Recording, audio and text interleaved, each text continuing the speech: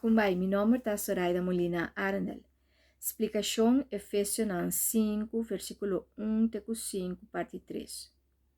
Um creyente imita Cristo. Um não creyente hace algo contra Cristo.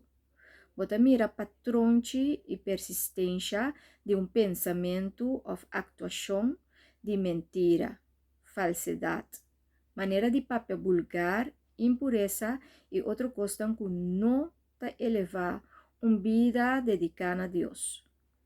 Um creyente necessita cana de luz, e não por cana de escuridade, mas esta parte do reino de Deus. Ora vos viva no reino de Deus, tem algum coisa como necessário. E prática. 1. Vamos se conhecer o território. 2. Vamos se conhecer o rei. 3. O aqui que o rei te gusta. 4.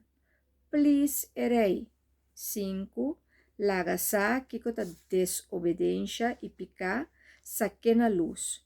Não vai sinta discutir e ofender ou juzgar, pero que a palavra de Deus tocante é tópico aqui e lhe se compreender e praticar, mas o turena tem que cana de sabedoria e verdade.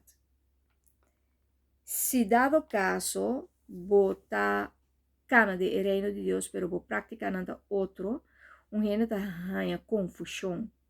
E também confundir, pode trazer brolho, pode trazer caos. 6. Compreender a vontade de Deus. 7. Tá llenar e com o Espírito Santo. 8. Alabar a Deus, agradecer a Deus. 9. Sinha de outro para respeitar Jesus. Essa é a palavra importante para imitar. Deus bendicionado e have fun with the journey.